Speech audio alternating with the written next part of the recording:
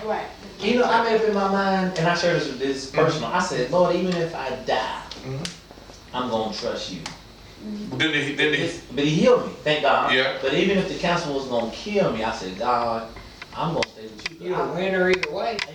But it's easier said than done, but Yeah. especially when your life on the line. Sure it is. And I was so, God had me in a place where, you know, I had people that loved me that were around that helped me and came for me and comforted me, you know, and helped me out. But some nights I was alone. Yeah.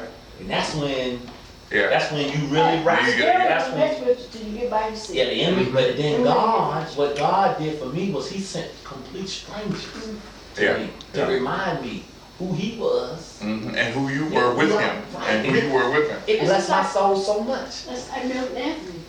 He said, anywhere you go, hey, I'm all right.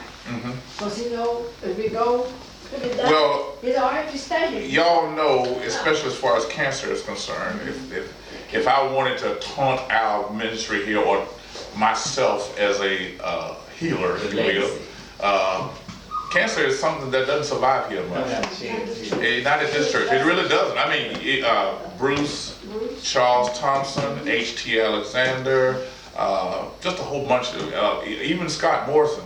When he got really bad, I went down there and prayed for him. I mean, if you had ever seen him during that particular time, this man, his arm one time didn't look any wider than mine. Yeah, he's getting better. And he got his gut back now. He's got all kinds of stuff going on there. And that's one disease that doesn't survive here. But I'm just using that as an example. I mean, preachers in particular have got to get to the point where if God has done something wonderful, it's God doing it. It's not us. It ain't got nothing to do with us. It's got something to do with God. Yeah. And it makes me want to lay hands on every cancer person who claimed they got a cancer cell because God healed me. Right. So I have the faith to believe God's gonna heal you. Yeah. So it makes me want to touch them and pray for them immediately. Yeah. Well, see, even with that kind of mindset, that mindset should bleed over into everything else that's going on in your life. For example, I'm gonna use this as an example. When I started mentioning Flock back in 1997, what was irritating more than anything else was when they would, people would say, well, we ain't got no money. We ain't got no money. First of all, that was some really atrocious English. And second of all, when you say we ain't got no money, who's that really talking about?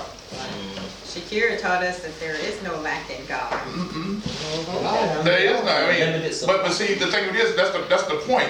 When you say we ain't got no money, that's talking against God. That ain't talking, as a Christian, you're talking against God. You're not talking about your pocket, but my Father is rich. I don't know about your father, but my father is rich with houses and land. Aren't looking at God's ability to provide. They're looking at what's in the church budget and That's so right. they don't want to spend any. Well, and see, the thing of it is, the church is What are not they keeping it for? the church is not a bank.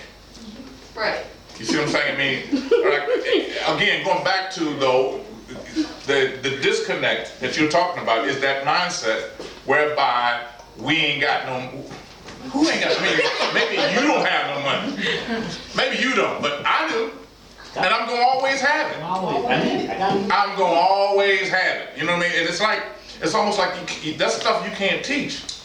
So when I say you can't teach, I can talk, we can talk about faith all night. Okay, we can talk about faith. We can pray about faith. We can praise about faith. We know, but I can't give it to you. What he's saying is, and I get this, your church peoples are very cliquish. Sure, sure they So are. clannish. Well, Like you go up to say hello to people and they kind of look at you and roll their eyes. And it's terrible. well, that's why you have. That's why most I didn't of. say all of them. Okay. No, I said it is all churches. And some churches is not like that, but that's all churches. We It's can't just more- put it on one It ain't church. just one church. Well, no. It's pretty much all of them. Everybody got their little clique. Yeah. Well, I see. didn't say it was just this church. Yeah, I mean, but see, what I want to get, the point I want to get across here is, I don't want y'all to become that way. Right, right. Because, let's say this is the new church right here. When y'all get 40, 50, 60, whatever, then you become that way too. Yeah. And the reason you become that way is because there's no new blood coming. No new flow. But you know, when I look at Brother Schrader, I use Brother Schrader for example. Brother Schrader is a blessing to me because he's an outlet. He's a connection. He is a friendship that I did not have. But now the Lord has enabled me to have it. So it ain't all about you. He's something in him that God put in him that God wants me to have. There you go. And not only that, look at all the people. Greater is he that in me than he's in me. Look at all the people, not just a vertical connection with God, but look at all the people that Brother Schrader knows that you don't know. Right. And the connection that he has with other people that you may not know, but now because of your connection with him, you're also connected to his people. And we got more, we got more here. The Bible said Jesus grew spiritually and he was a favorite. He had favor amongst men. So what that means was, he was very spiritual, because it was God, but he also had favor.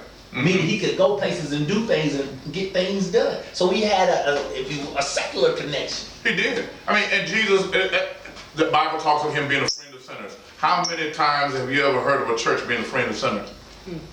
I think I'm just asking. I mean, churches today want fish that are already clean. Y'all have heard me say that many times before.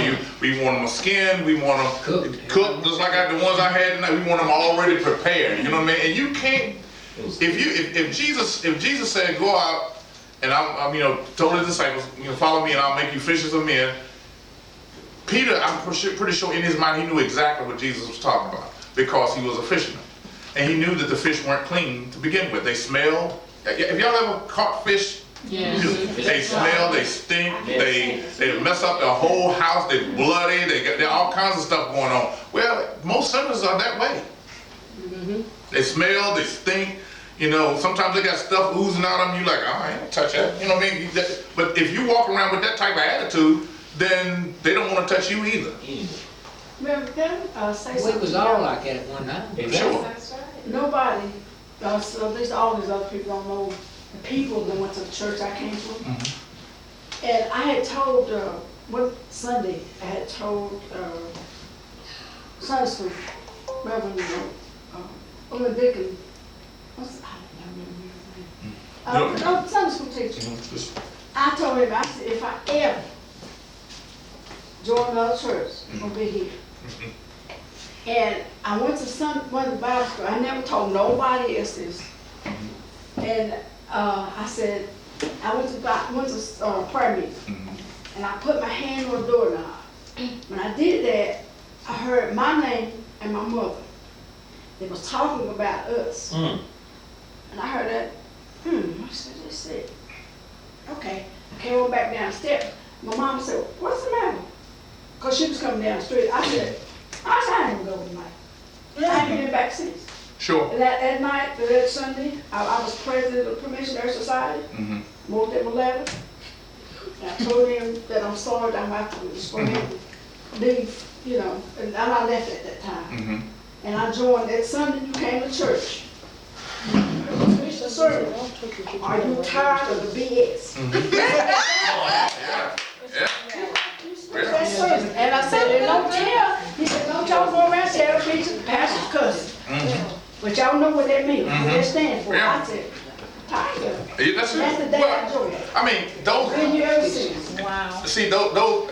And that's the way Jesus I talked. put my hand on the door now. I heard him talk about it. Talk about me behind my back. I said, discussion in the I ain't going in there. But see, that's the way Jesus talked. I mean, when you start connecting with people on a level that everybody can understand, there's some people who are so churchy that they're not going to like it. Okay? In other words, what I'm getting at is that we all have to be submissive to the will of God. And there are times when I'm not communicating with everybody as a whole, but I'm communicating with somebody. That's the way the Holy Spirit operates. However, you still need to listen to what God is saying to somebody else too. Because you may have to say it again. you may have to reiterate that word again. You may have to say it again. That's why I use, well, he ain't talking to me. I mean, to be that arrogant, to think that the message is not for you. Well, I wish Kim had been here to hear that. I mean, like, you're here. You know what I mean? You're here to hear it. It's supposed to have been for you. I wish a sister, brother, or whatever had heard that. You spoke right to him. No, sweetie, I was speaking to you. You know what I mean? I'm speaking to you. I mean, the Holy Spirit is speaking to you. Because you may not, you'd be surprised how many times you turned off the Lord on a time when the Lord spoke directly to you. You may not be in that situation right now, but next week, or maybe even the next day, you may be in that very situation, but because you thought it was for somebody else, you didn't pay attention to it. You missed it altogether. Right. Okay? So, For next week. go to Ephesians 5. I'm gonna start up at verse 16. Verse 16 is a great verse, excellent verse, where it says, redeeming the time because the days are evil. Do y'all know what redeeming the time means? Because I know how awkward the King James Version is, but I know how most people read from the King James, so all I'm doing is spending my time trying to translate it into English that we all can deal with. Anybody knows what redeeming the time means? Getting it back? Kinda. You're getting there. That's almost like redemption, you know, where you buy back time. It's almost there. But you're making the best of the time that you have left. All right, does anybody in this room know when you're gonna die? Right? When I can't help it. Yeah. I mean,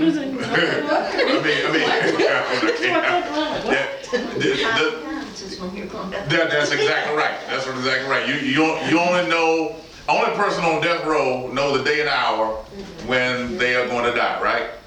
And sometimes they may get a stay of execution. Something may happen. The electricity goes, you get a short or something. You know, something may happen. But you're supposed to. Usually, the person on death row knows the exact day, the hour, know when they gonna get their last supper, the whole 9 yards. Okay. All right. Let's look at your own life. Do you know when you're gonna die? No.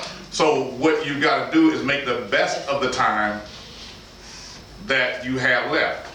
Okay? How many of y'all used to get those report cards that had little Walt Whitman statements on it, and that said, do I have one? Yeah. Did y'all ever get those report cards that said use this time wisely? You know, you had your grades on one side and then work habits on the other side. Gosh, I guess I'm really telling my age. I know I put on waste time. Yeah.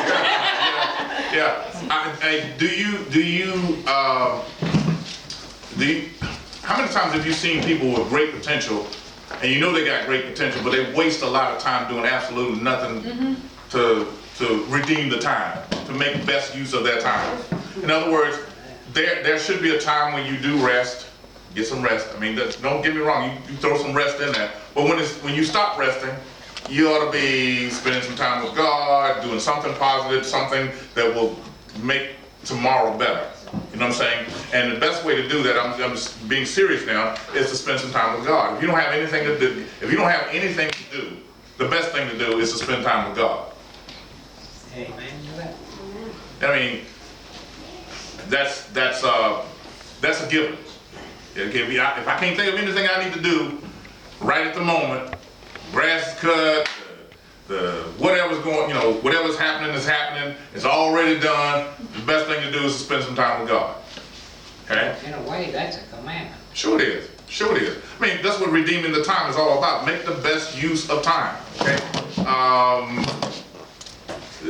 Shakira used the Ecclesiastes 3, which we're all familiar with. There's a time for everything. A season for everything. You know what I mean? Time to live, time to die, time to do, you got the whole, and there is a time for everything. Okay? The problem is we usually wind up doing stuff at the wrong time, in the wrong season. Okay? How many of you know that reaping season is not the same as sowing season? Well, the problem is you can get there are sometimes people get weary in sowing, get tired in sowing. Okay? I mean, when I say get tired, I mean, it's like, oh, what am I doing this for? Why am I coming to Bible study? What am I doing? You know, Christianity, my sisters and brothers, is not for wimps. You know what I mean? And y'all, people that come from, including my wife, that comes from Pentecostal background, y'all, I used to sit there and hear all that noise and all that jumping and shouting, and then when they went home, they were still going to hell. Right. I'm like, dang, man, I mean, what are y'all doing? I'm just like, I wanted to beat my head up against the wall, man, because all this show on Sunday did not help Monday. It has to be relevant. Now, there's nothing wrong with the prayer. I'm all for the shouting and prayer. Oh, I call brother, hoop brother, you know You what I want to mean? live a life That's reflective of all of that. And also, people should know you're blessed by God. Even in the rough times, they should watch. Even if there's sickness in my body, they're gonna say, okay, how you gonna handle it, preacher man? And even on a personal level, or even on a financial level, how you conducting your life, or you living your life as unto God. And this right here, it shows people. You can show them better, you can tell them. They say, this man right here, he's for real. We are an open book to the public to read. We are, and people don't want to read books most of the time, but they would love to read you. Love it. Word. They love to read you. They love to see if you're doing it, if you're living it, and all of that. Reality TV just took off. Well, People just love reality. it has. Do you not know that they have? They're taking all the preachers, and I still, gosh, that stuff get on my nerves. They're taking the preachers from LA and done a reality show with them too. What? Yeah. Cheering them from. I'm like, Oh, Jesus. no, I'm talking about they got Charles Blake. They got He's a big time preacher. Noel Jones. They've got all kinds, all the prominent preachers in Los Angeles. They've got them on a reality TV show out there already, and it's coming this way. And what I'm getting at is that y'all, I have very mixed emotions about that because people, worldly people in particular, see one thing, and people in the church see something else. And when you start exposing yourself to the world like that, there are times when for example, I'm gonna give you a good example. And y'all hear me now, I'm still talking holiness. If I go out to dinner one night and I want a glass of wine with my chicken, I'm gonna have it. You know what I mean? Not saying that everybody around me is gonna have to have, but I'm very sensitive of who's around and who's watching. Okay? I will not, if I'm going out to eat and I know a known alcoholic is with me, I don't care how much I want that glass of wine, it ain't gonna happen. You know what I'm saying? In other words, I don't want the person that's struggling with that issue to say, well, the preacher can do it. I can do it too. You know what I mean? I don't want that to happen, but that's the way people view things. I mean, the Bible actually says not to be given to much wine. T-O, not T-O-O. Too much wine. T-O-O.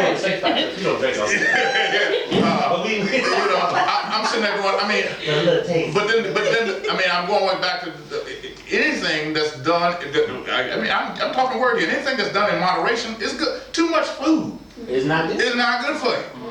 You know what I mean? Too much anything is not good for you. You know what I mean? I'm just letting you know.